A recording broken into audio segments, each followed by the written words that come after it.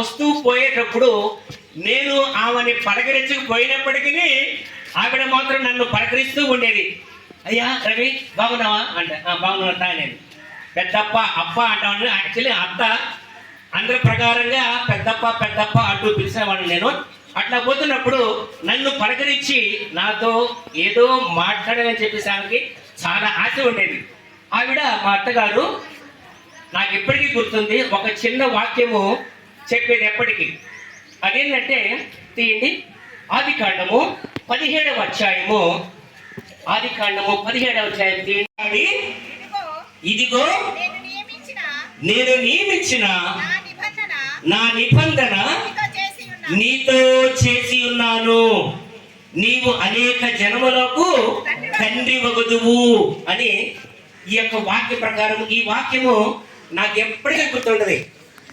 ఆవిడ గారు ఏం చెప్పేదంటే, అయ్యా రవి, అబ్రహాముని దేవుడు పిలిచినప్పుడు అబ్రహాము ఆయన యొక్క ప్రవర్తన ఎలా ఉండేదంటే, ఎప్పుడైతే దేవుడు ఆయన్ని పిలిచాడో అబ్రహాం అంట, అంటే ఆవిడన్న మాట మీద చెప్తున్నా, అబ్రహాం అంట ఏం చేసేవాడు, దేవునికి సాష్టాంగ నమస్కారం చేసి చిత్తం ప్రభువా నేను ఉన్నాను ప్రభువా అనేవాడు అంట అబ్రహాము.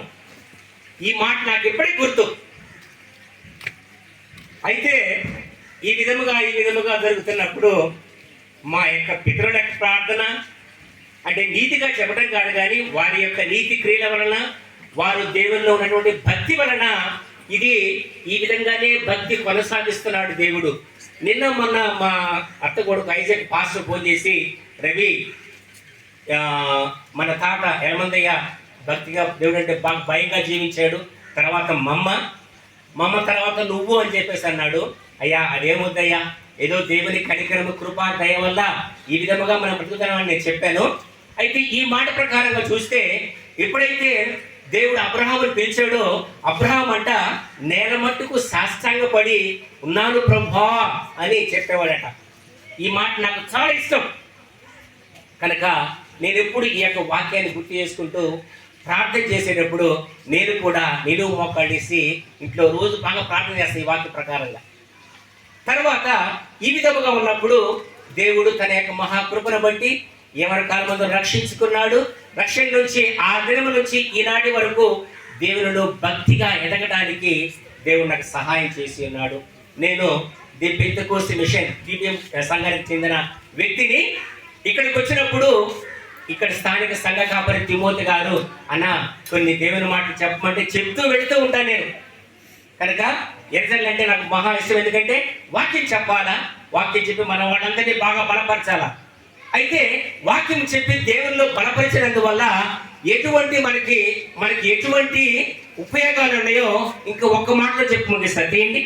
సరే, దైవ భక్తి అనేది మనము చేసినప్పుడు ఆ దైవ భక్తి అనేది ఇప్పటి జీవము విషయంలోనూ రాబోవు యొక్క జీవం విషయంలోనూ అదేంటంట ప్రయోజనకరము. ఇంగ్లీష్లో చాలా క్లియర్గా ఉంది. Godliness is profitable in all ways. All వేస్ అంటే ఏంటి? అన్ని మార్గములలో. ఆల్ వేస్. దైవ భక్తి అనేది అన్ని మార్గములలో ఇట్స్ ఎ ప్రాఫిట్. అంటే ఏంటి? ప్రాఫిట్ మీన్స్ లాభము. కనుక దేవుని నమ్ముకున్న బిడ్డ ఎప్పటికీ నష్టపోడండి. ఆలస్యమైనా సరే త్వరగా అయినా సరే దేవుని నమ్ముకున్న ప్రతి ఒక్క బిడ్డకి దేవుడు ఆయన న్యాయమే చేస్తాడు, మేలే చేస్తాడు.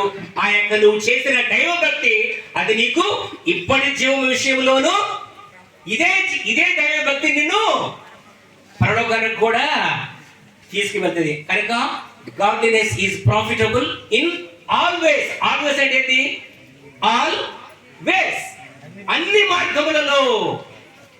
దైవ భక్తి అనేది ఇప్పటి విషయంలో మనకి మేలు, రాబోయే జీవ విషయంలో కూడా అన్ని విషయములు మనకు ప్రయోజనకరమైనది.